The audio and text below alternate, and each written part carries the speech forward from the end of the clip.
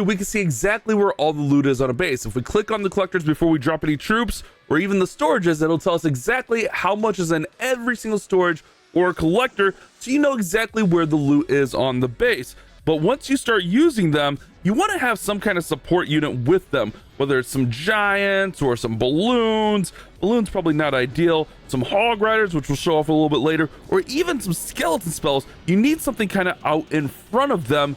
That way they can just have a little bit of support. They're going to deal 4 times damage to those resource buildings, but they're going to take a little bit to get there. I mean, their movement speed is very, very slow.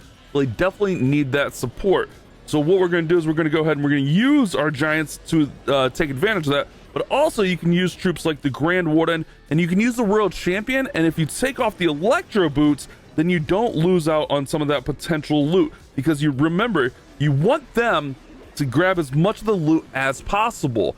They give you 100% loot when they collect it. So the more loot you collect with them, the better. Also, haste spells are going to be your friends with these new debt collectors, as they move very, very slow.